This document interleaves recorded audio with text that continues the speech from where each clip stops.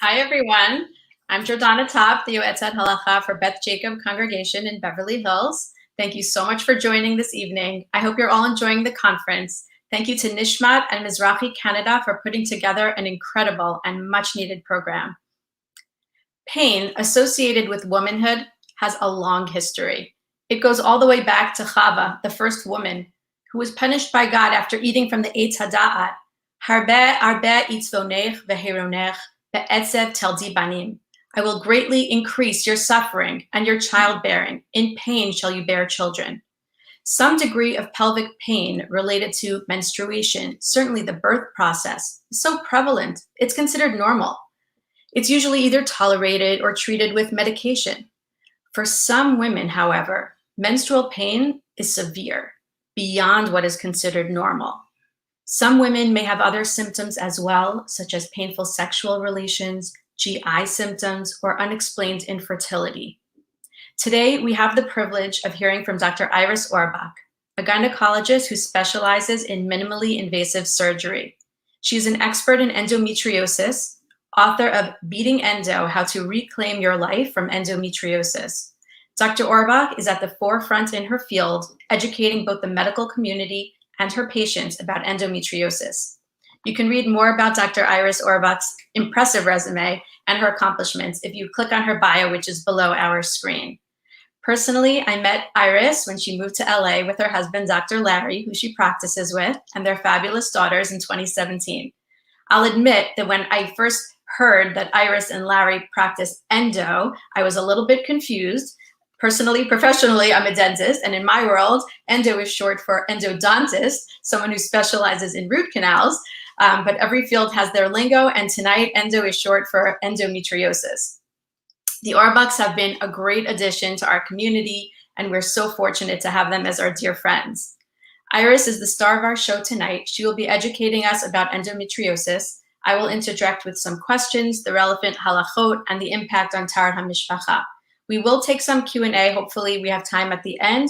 I ask, please only ask general questions, no personal inquiries. And now, Dr. Orbach, take it away. Thanks, Jordana. So first of all, I want to thank both Nishmat and Mizrahi Canada for recognizing the implications that endometriosis has in our halachic community. And secondly, Jordana, I really would like to thank you. You're a dentist, a yoetzet halacha. You're the Rebbitzin of our Beth Jacob community, and you wear so many hats, and I could not think of anyone better suited to partner with to tackle this topic. So thank you. Thank you. All right, I'm going to share my screen and we'll begin.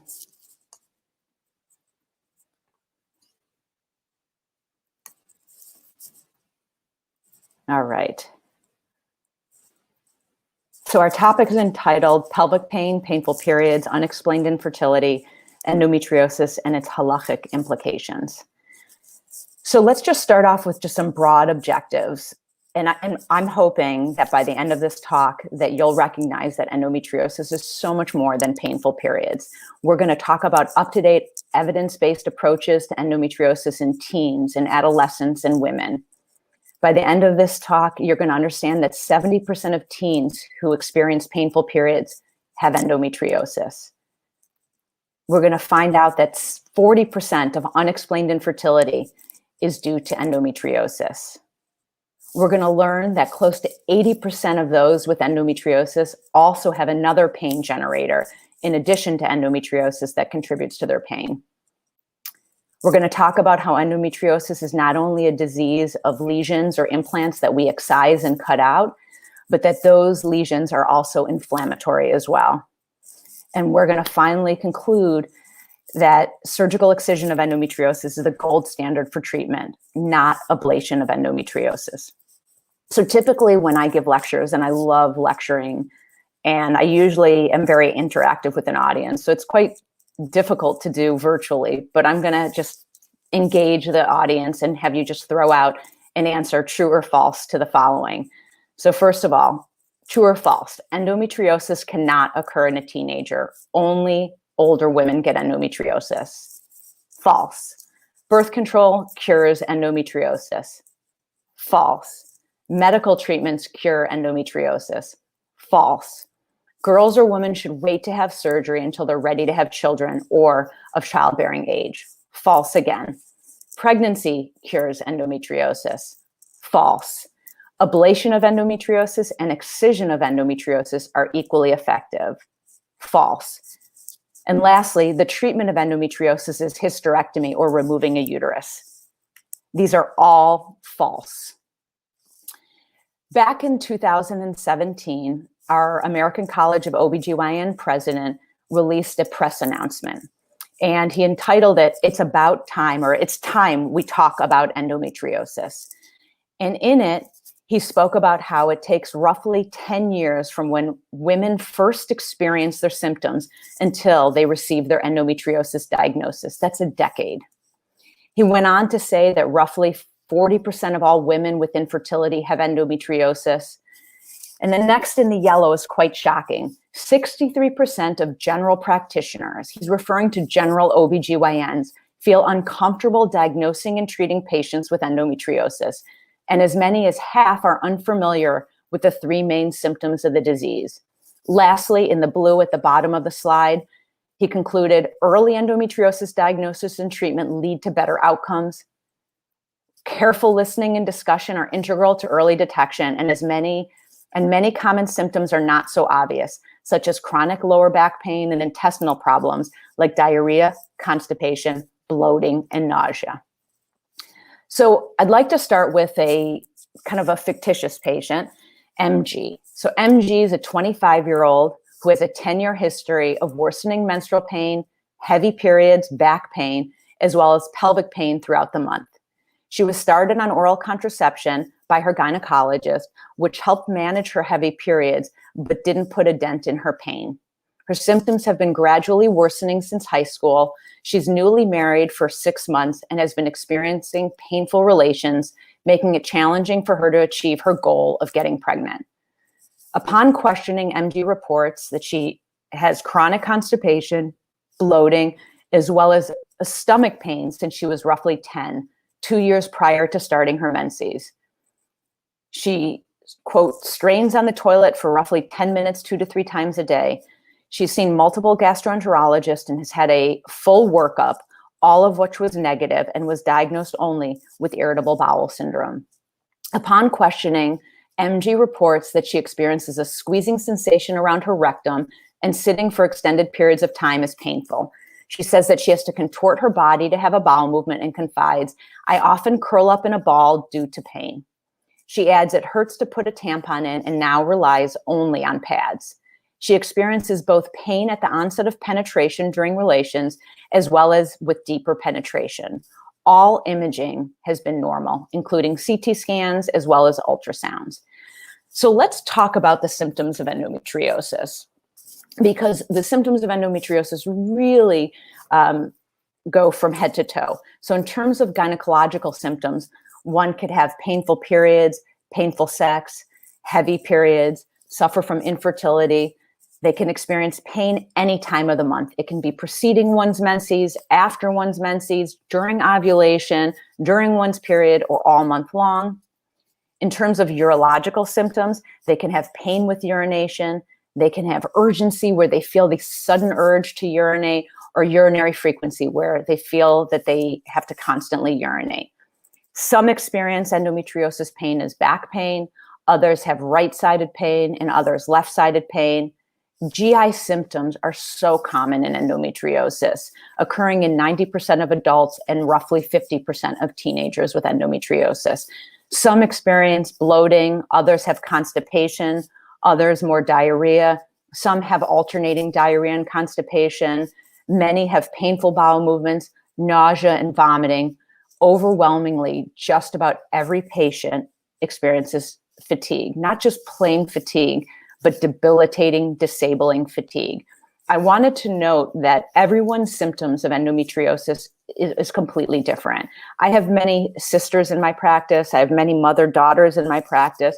And where one sibling can have predominantly gastrointestinal symptoms and perhaps painful periods, the other sibling can have urological symptoms, not have painful periods, and just have heavy periods. If they happen to have a triplet, that one may not experience any pain whatsoever, but only experience infertility.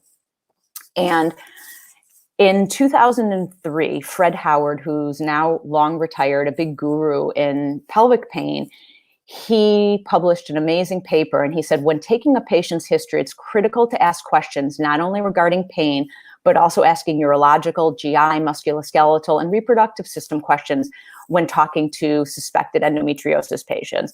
And to me, it blows my mind that we're in 2021, and I've been practicing post-fellowship roughly about 17 years, and still it takes nearly a decade for someone to obtain the diagnosis of endometriosis. And typically they see almost 8 physicians over the course of that decade until they're diagnosed. If anyone read his paper or heeded his advice, we'd be picking up endo so much sooner. Chip Buttrick, another guru in the pelvic pain world, recognized that close to 80% of endo patients also have an additional reason to have pain. So for me, as a gynecologist, we need to identify all the different reasons why women have pain. We need to then treat each one of those pain generators. And we need to work together with pelvic floor physical therapists, urologists, pain psychologists, pain specialists, gastroenterologists. Really a multidisciplinary approach is necessary, especially because there's such a delay in diagnosis. Now, we're talking about endometriosis today, but those with endometriosis can have an increased likelihood of all of these entities.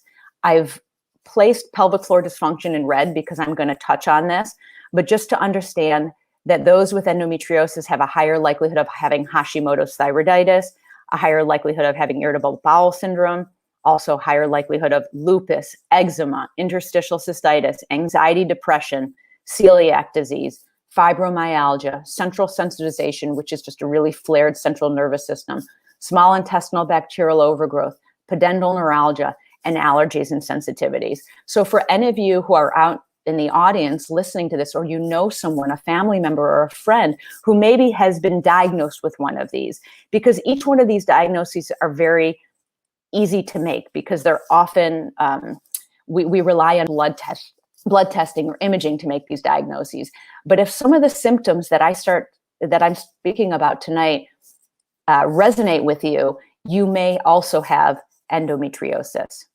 So JM was ultimately diagnosed with endometriosis and pelvic floor dysfunction. So let's start talking about what is endometriosis. I always like to start with a scientific definition, which is the presence of ectopic endometrial glands and stroma. But what does that mean? I promise I'm going to make it so simple And by the end of this talk, you're going to be able to know a lot more than just about every gynecologist in the country, or rather in the world.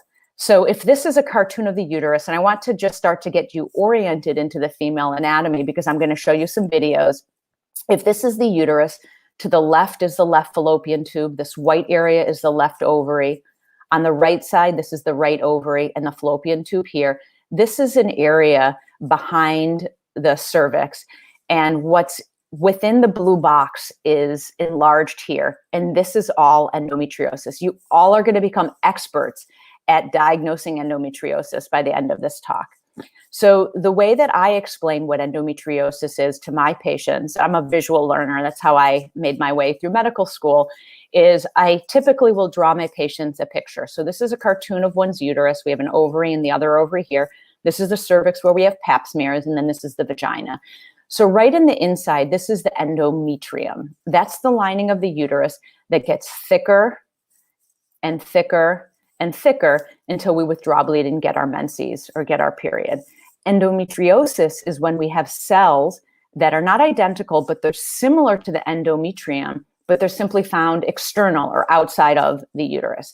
So I'm going to try in my next, couple drawings. And I know that, when my kids were 4 or 5, they could draw better than I could in these pictures, but I think it does the trick at illustrating what endometriosis is. I'm going to try and draw a cartoon of the pelvis. So in front, we have our bladder.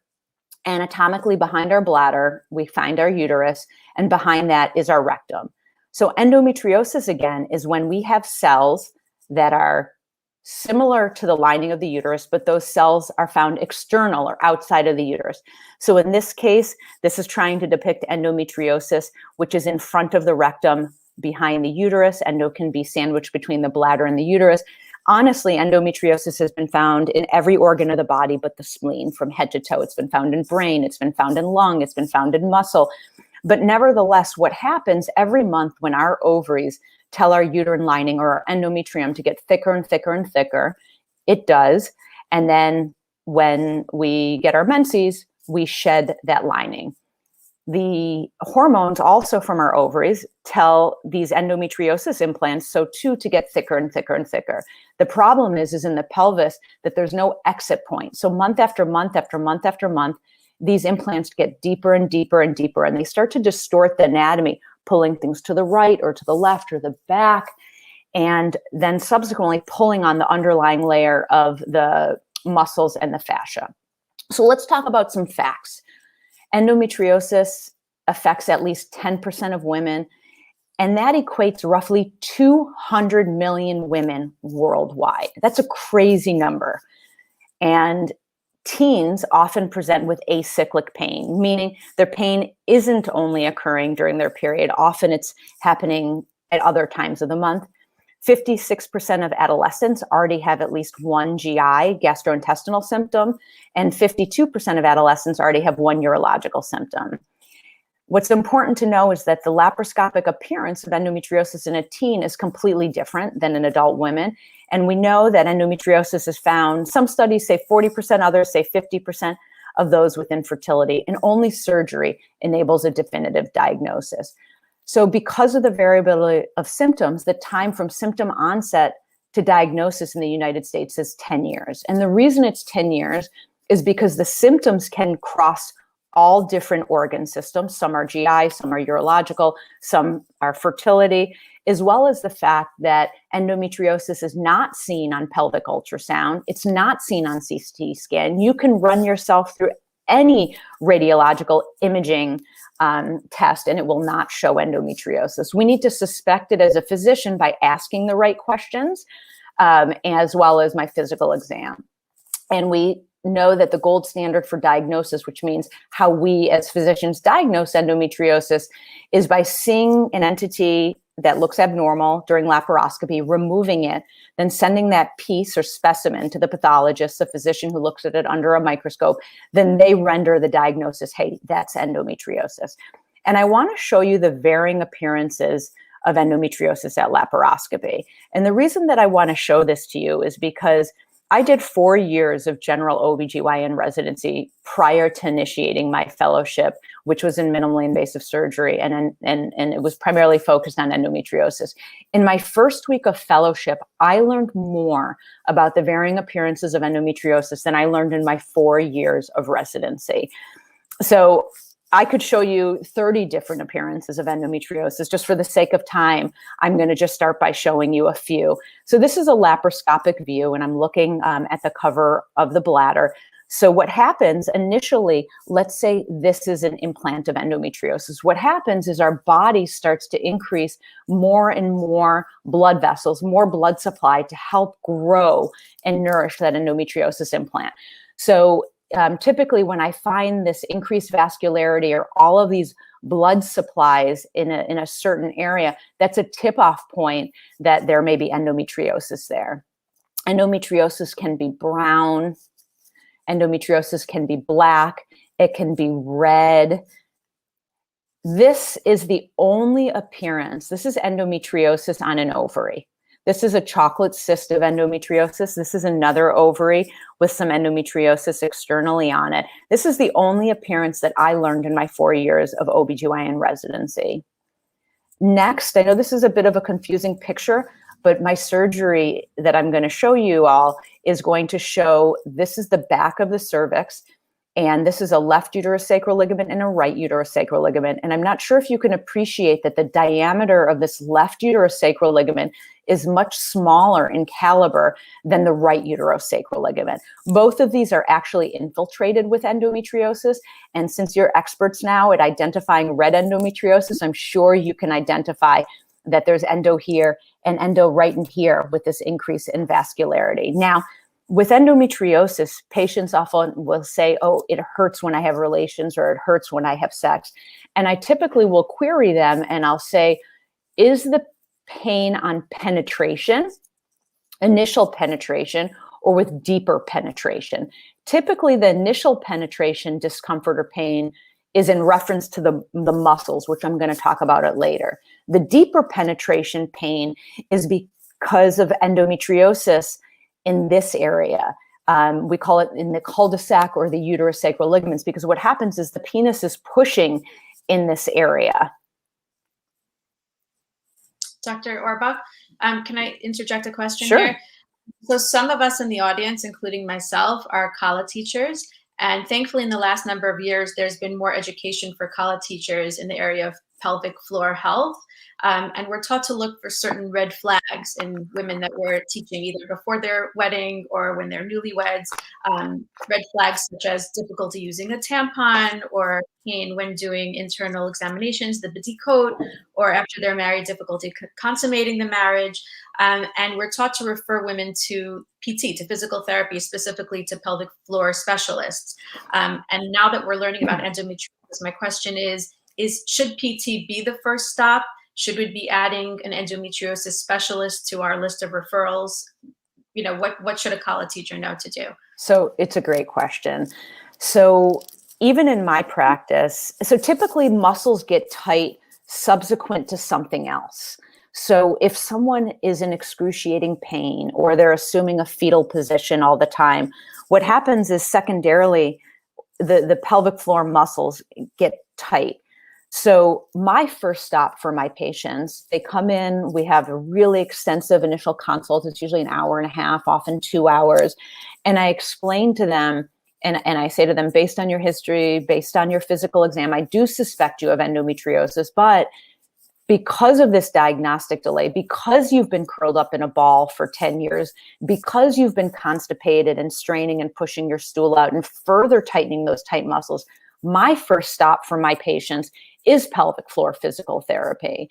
With that being said, I typically like my patients to get 6, 8, 10 pelvic floor PT one-on-one 1-hour sessions with a skilled pelvic floor physical therapist, and then I typically will operate on them. So I think, to answer your question, I do think that sending them to pelvic floor PT right off the bat is just the best gift you can give them.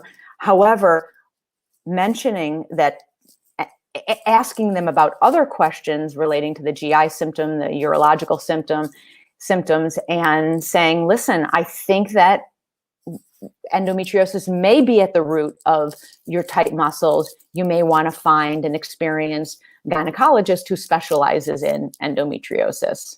Of course, a college teacher would never diagnose a disease, Right. but just refer and maybe alert them to to make them aware of what's out there. Thank you. Great question.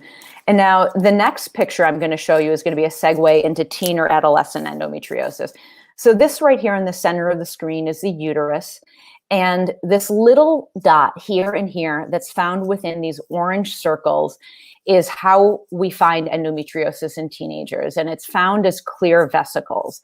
And I never learned this when I was in residency in my 4 years. We did hundreds and hundreds, probably thousands of laparoscopies, and I never was taught this. And the beauty of our advancing modalities for surgery, I've been doing robotic surgeries probably for the last, 8 years or so. And robotic surgery affords a 3D high definition visualization, and it really allows us to pick up these clear vesicles that are found in adolescents.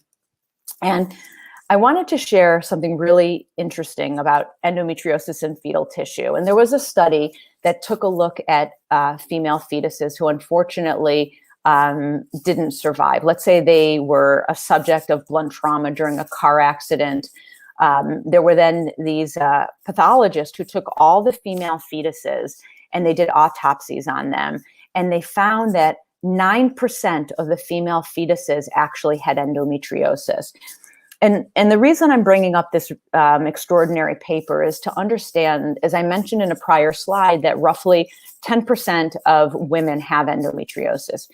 If there is a family member, it could be on the maternal side, it can be on the paternal side, who has endometriosis. It could be a sibling, it could be an aunt, it could be a grandmother, it could be a cousin. We know that that young girl has a 7 to 10-fold higher likelihood of having endometriosis. So that literally means they have a 70 to 100% likelihood of having endometriosis. So this study is really showing that there's two mechanisms of transmission. One, there's a genetic component, right? It's being transmitted down. And we know when the fetus is in the mom's uterus, if there's exposures to dioxins, which are byproducts of bleaching, and there's probably many other exposures that we don't know of yet, then that the fetus can develop endometriosis.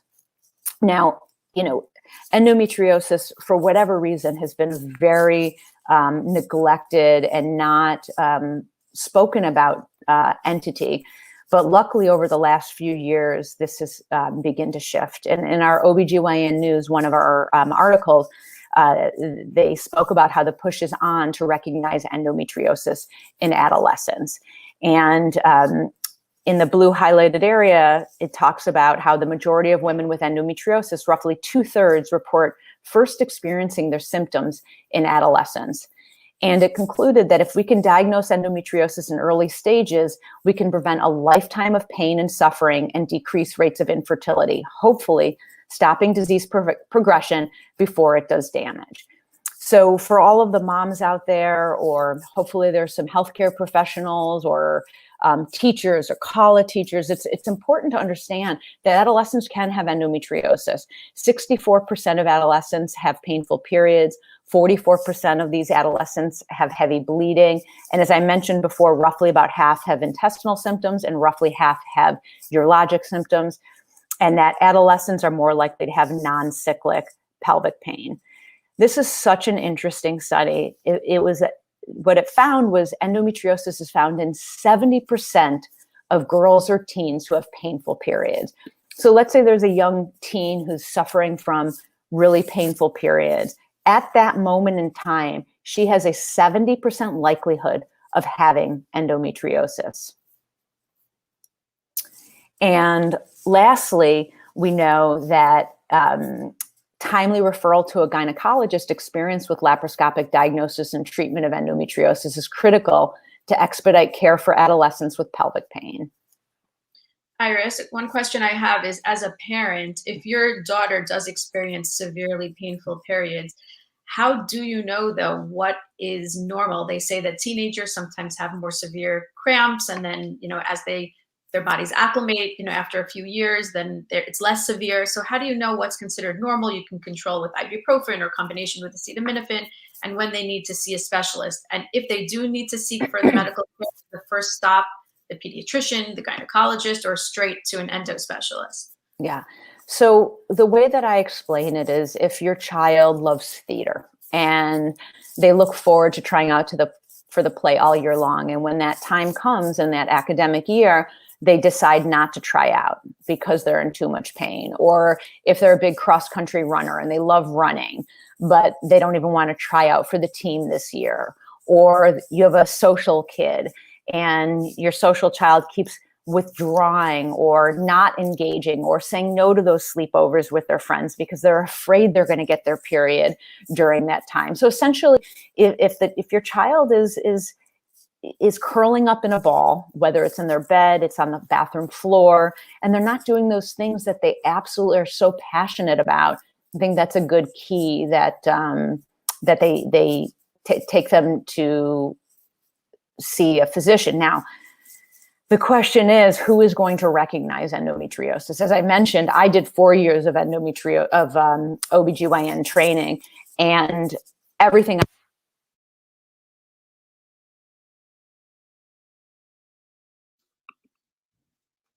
Iris, I think your sound went off.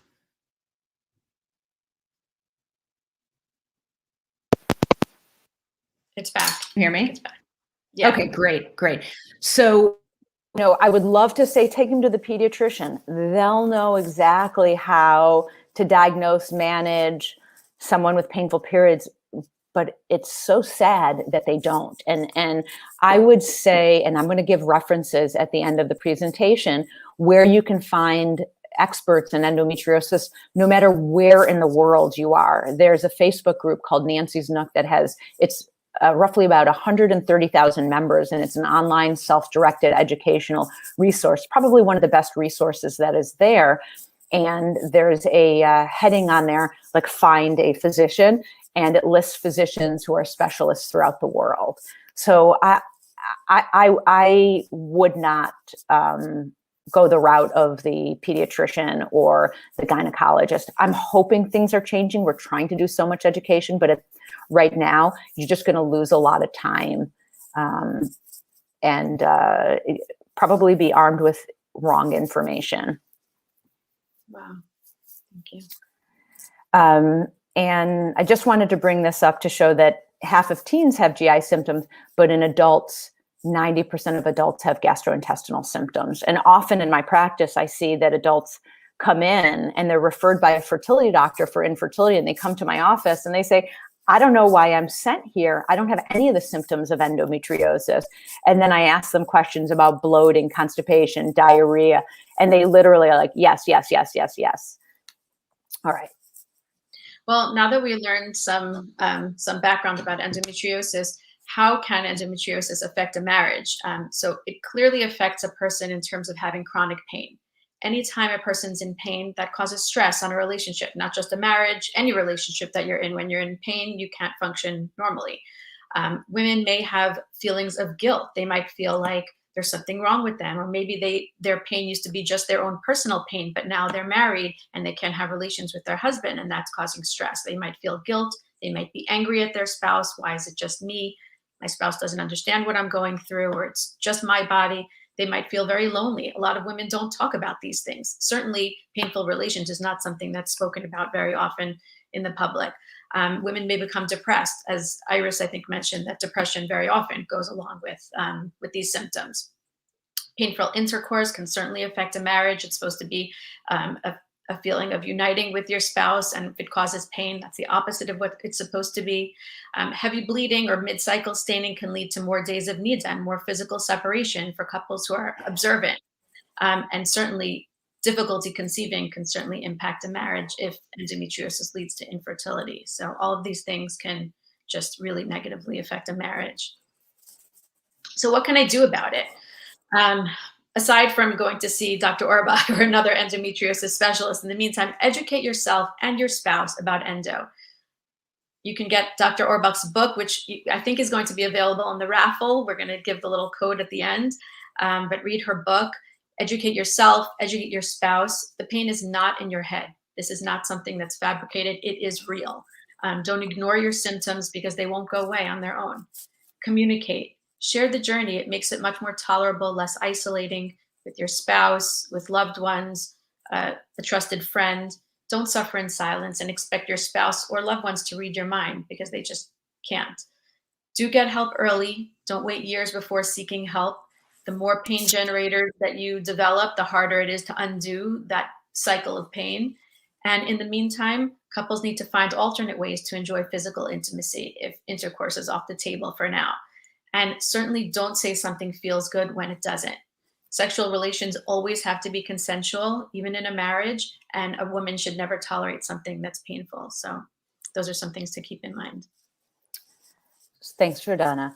So I want to talk a little bit about medical management, and something that I want to kind of drive home this point is that medical management doesn't cure it doesn't treat endometriosis. All it does is it suppresses the symptoms of endometriosis. So if someone has one of their symptoms of endometriosis is really heavy menstrual bleeding, medical management, we'll talk about the different ones, it may lessen the heavy bleeding. But just so you know, the disease of endometriosis continues to progress. Or if someone has really debilitating periods, medical management like the birth control pill may lessen that pain, but the process of endometriosis continues to ensue.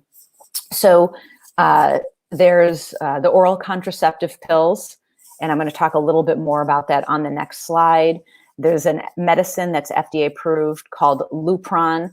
It was initially used for prostate cancer, then it found its applicability for endometriosis. I have to tell you, I don't think I've ever written a prescription for it. I have 2 daughters. I would never give my daughters this medicine because on top of all of the horrific endometriosis symptoms it causes, it essentially puts one in a menopausal state. Hot flashes, weight gain, joint pain, muscle aches, osteopenia, which is weak bones, osteoporosis, which is what we think of when we see an 80-year-old walking hunchback down the street, and depression. And there's really a limited time that someone can be on these medicines. And then when you go off of the medicines, typically a lot of these side effects continue. Orlissa is somewhat of a newer medicine. Its net effect is similar to Lupron. It's also FDA approved. It's an oral version while Lupron is a pill version, but the net effect is the same, putting someone in a menopausal state. In addition to all those side effects that I had mentioned, hot flashes, weight gain, joint pains, muscle aches, osteopenia, osteoporosis, depression, there's suicide. And just about every one of my patients who's seen 8 physicians over a course of a decade, and mind you, I have many patients who've been searching for answers for 20 years or 30 years. I would be depressed if I was searching for that long. So a lot of these medicines, the side effects really, the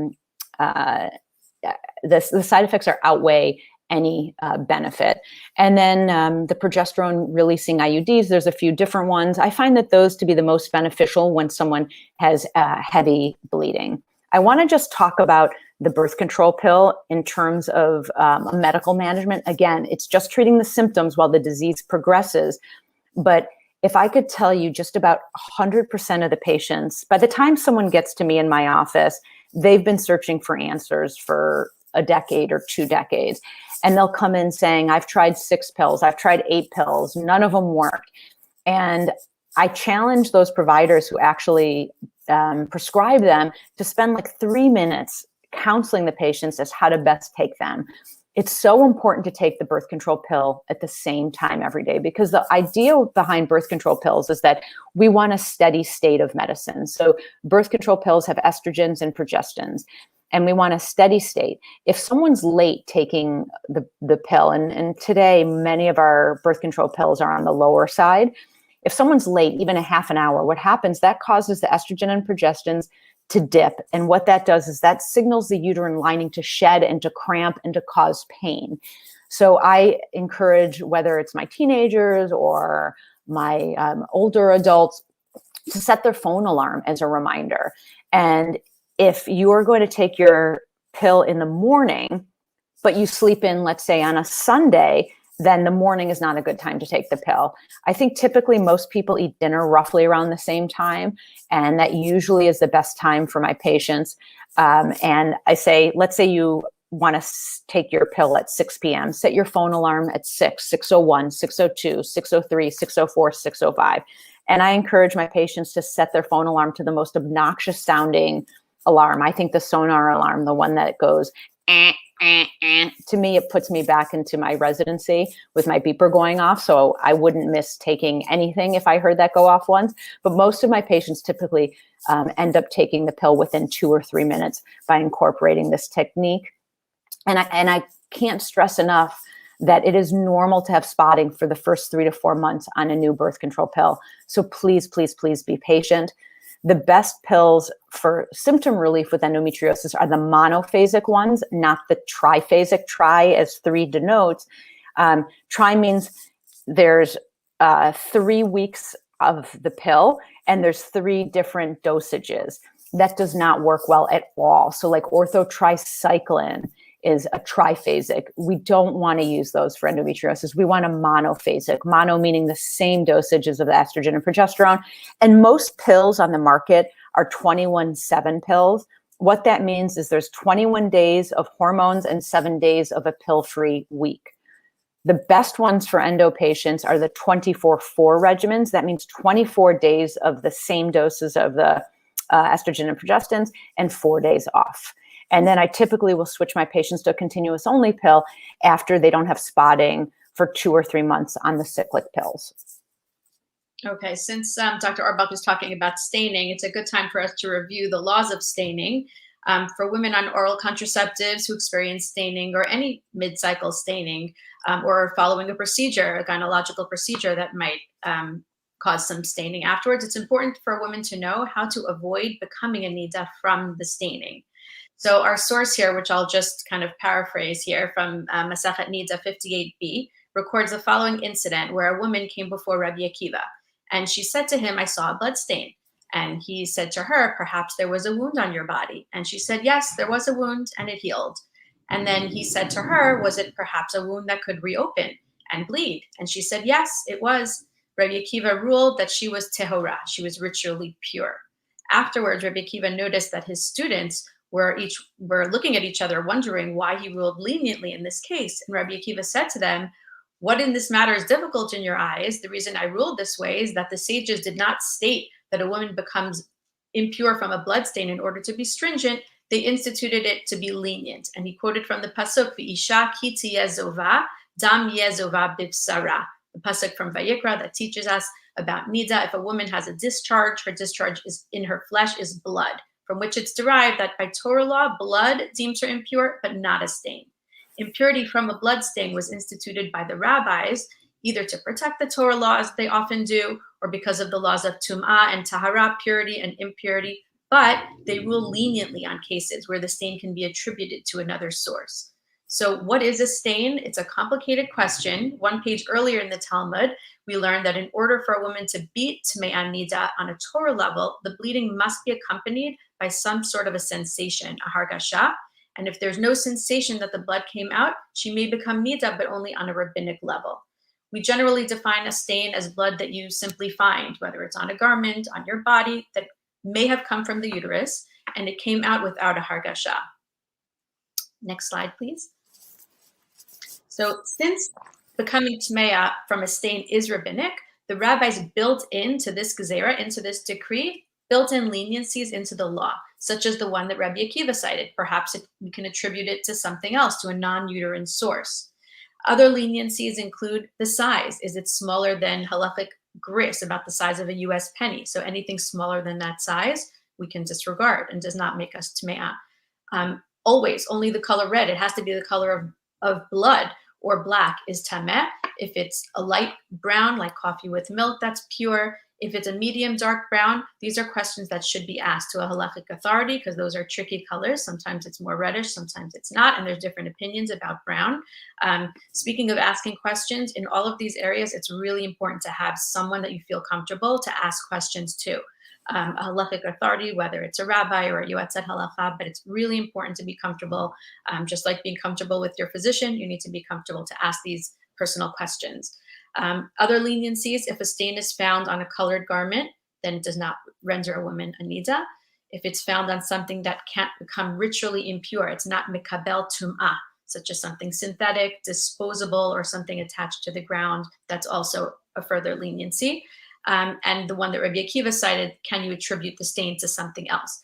Each one of these leniencies stands independently. So you only need one of these in order for the woman not to become tamea from the stain. You don't need all of them.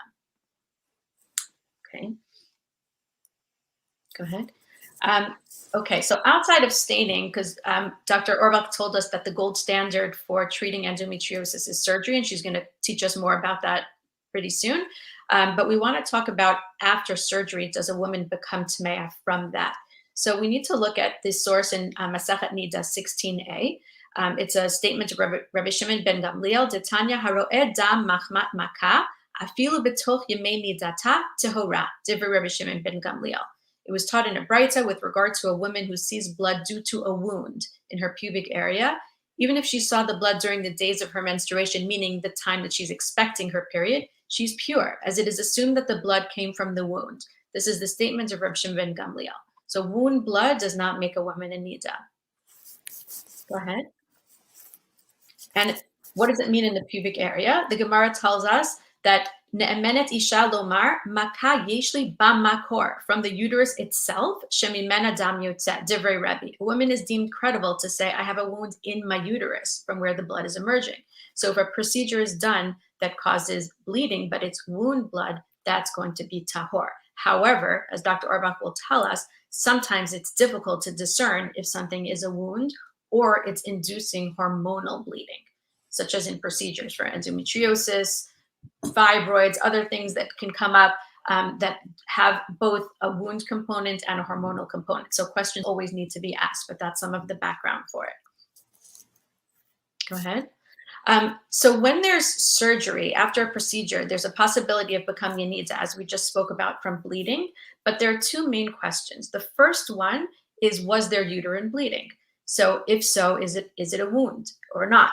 The second question is, how much cervical dilation was there? And the reason we ask this question is because there's a debate in the Gemara in Nida 21a that if the uterus opens, of course we know that it's the cervix that opens and not the uterus, but either way, if the uterus is open, do we assume that some blood came out? Or do we say, no, it's possible that the uterus opened without any blood coming out? So it's a debate in the Gemara. There's debate in the Rishonim. The Shulchan Aruch paskins that efshar l'ptichat hakefer below dam, that it's impossible for the uterus to open without there being dam. So without there being blood. So any time that the uterus is open significantly, then we assume that there was some blood, even if we don't see it, and the woman is deemed tamea, ritually impure. Go ahead. But the question is that when the Gemara has this debate, we presume that it was about a uterus that opened on its own, naturally, like internally. But what happens if the uterus is opened externally, if it's done via a procedure, such as a surgical procedure? How do we view it then? Do we still say efshar l'ptichat hakever below dam, that we still assume that there was blood that came out? So this is, of course, also a controversy. We have the stringent view adopted by the Noda B'Yehuda, who says even an externally induced opening renders a woman a nida. The Aruch HaShulchan agrees, Rav Moshe Feinstein agrees. How wide does this opening have to be? There's a range of opinions. You should consult your halachic authority. A good idea to consult before you have a procedure so you know what's going on and what to anticipate. The Nishmat Psak is 19 millimeters. And in speaking with Dr. Orbach, she said that her instruments never reached that wide. So that wouldn't be an issue, I guess, in her surgery as far as Ptichat HaKever. But another question that we have is, where is the opening taking place? Is it just the internal os of the cervix, or is it the external os of the cervix? Now, in surgery, of course, you're going through all the way to the uterus. And for those of you who don't know, the cervix has depth to it. So the internal is on the side of the uterus and the external is on the side of the vagina. So the question is, what is considered uterine opening? So that's another halachic debate, of course. The lenient view from Rebbe Ovadia Yosef, based on the Tiferet Lamoshe, rules that only an internally induced uterine opening would render a woman a nida. So then a surgical procedure would not be an issue. But again, you have this issue of the cervical opening, but you also have the issue of the bleeding. So you kind of have to deal with both, just so you know when you ask a question what issues are at hand. So when you are planning a surgery, if you are going to go through with endometriosis surgery, or really any gynecological surgery, very important to speak to a halachic authority in advance to know what questions to even ask the surgeon. Questions like, will the procedure make me bleed? You want to know what's happening. For how long will I anticipate bleeding? And where will the blood be coming from? Is it cervical blood, uterine blood, vaginal blood, outside, from somewhere else? Will the bleeding be from a wound or the body's natural response to surgery? That's a significant question in endometriosis surgery, in the laparoscopy, if I'm pronouncing that wrong. Great job. Okay, what size instrument will be inserted through the cervix? Because that's the question of the ptichat hakever. And at what point in my cycle will the surgery performed? Am I expecting my period at this time? And then we're concerned that maybe it actually is menstrual blood. So all of these questions should be asked in advance, and it can help a person prepare for what comes afterwards. Great. Thanks, Jordana. So this is a perfect segue into the proper surgery, the gold standard of surgery for endometriosis, and it's called excision of endometriosis. So back to these endometriosis implant that I had spoken about at the beginning of the lecture, what excision is if this is an implant literally excising or cutting out this entire implant. It's removing this inflammatory cells, as well as removing the implant that's pulling the anatomy and shifting it.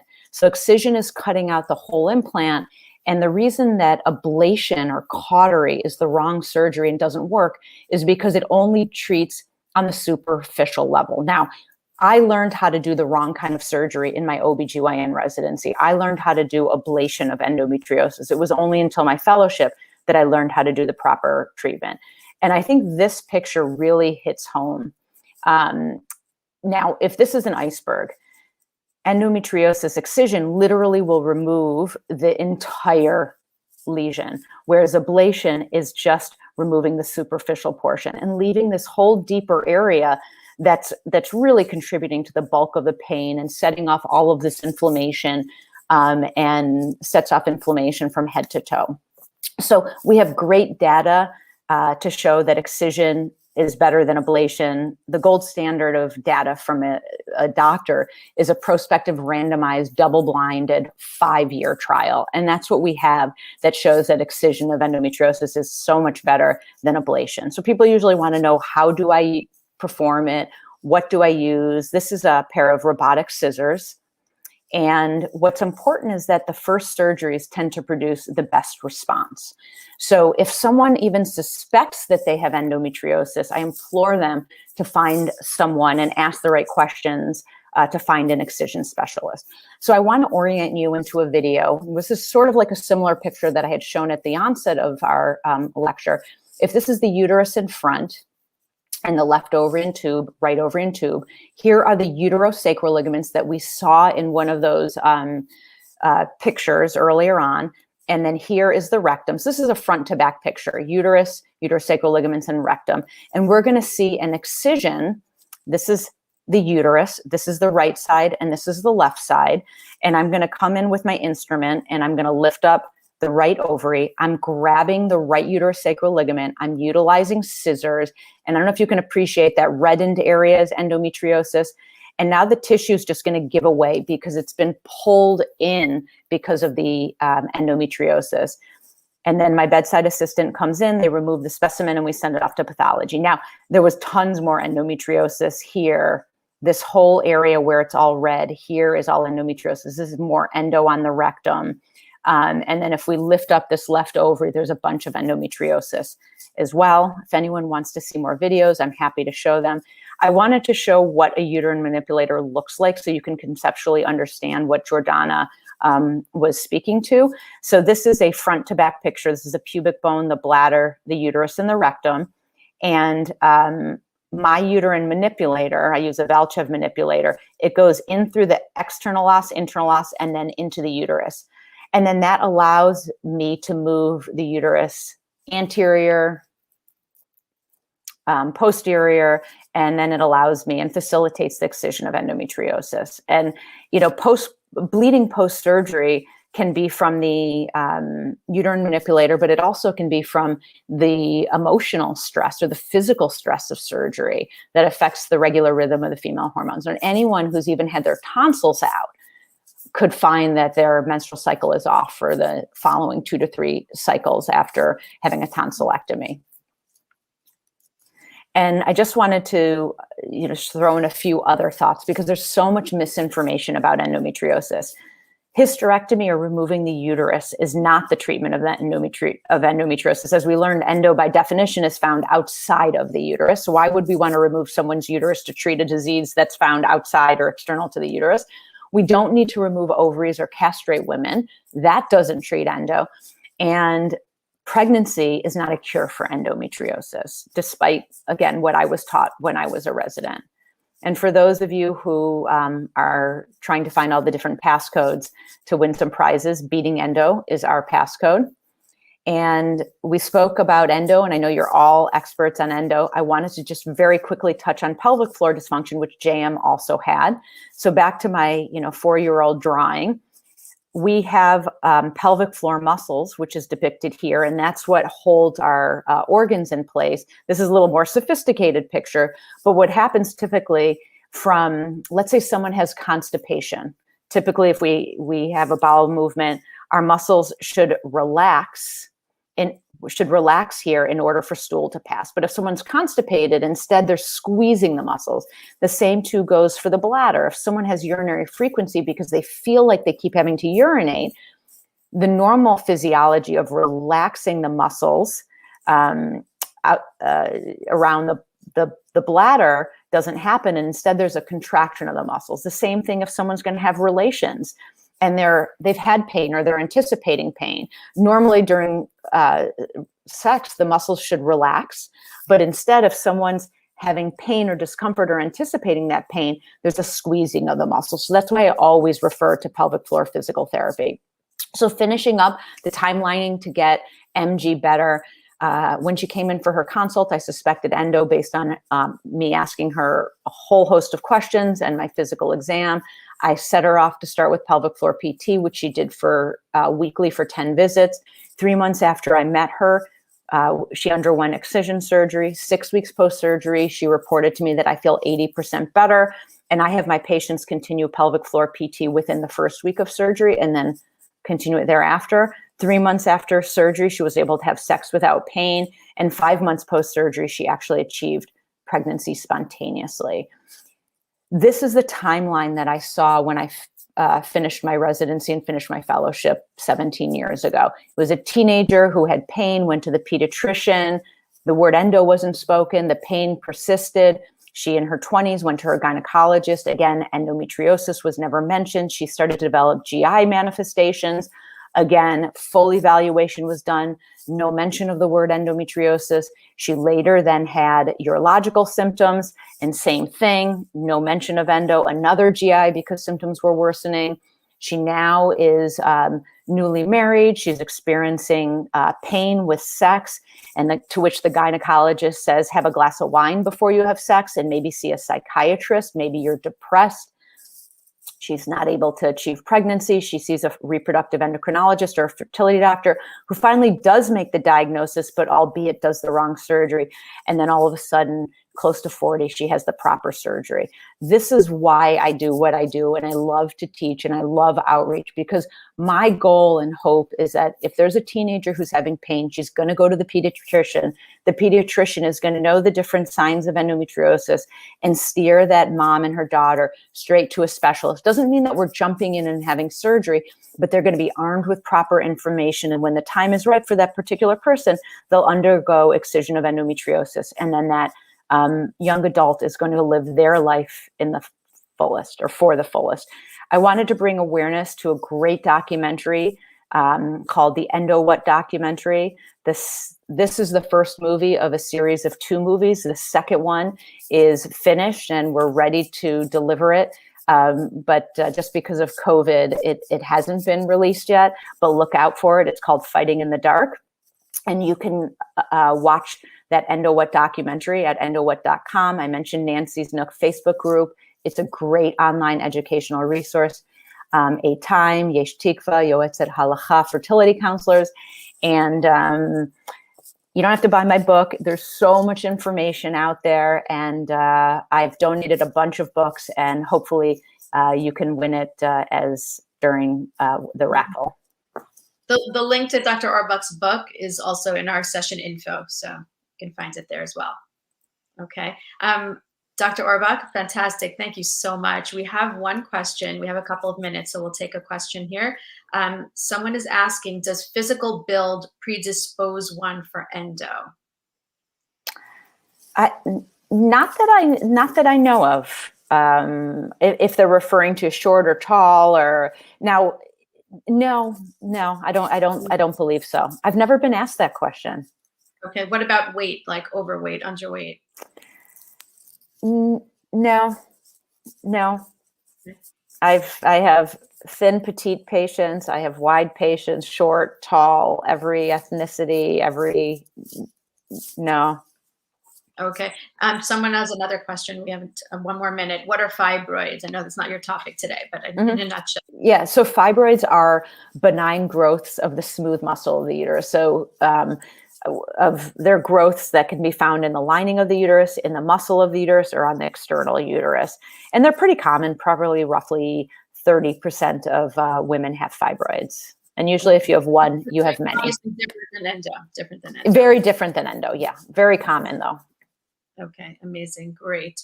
And folks also want to know how to sign up for the book raffle. Oh, I'm not sure about that, but we did give you the code. I think it's like maybe if you go to the home area. I'm not sure, I didn't enter the raffle. But anyway, thank you so much, Dr. Auerbach. This was really educational. Thank you for teaching us about endometriosis. And as your message reaches more and more women and the medical community, we really hope that it will help women lead happier, healthier lives, and enable more couples to have happier marriages and eliminate a significant cause of infertility. So we really can't thank you enough, and have a good evening, everyone. Thank you, Jordana. Thank you. Bye. Bye.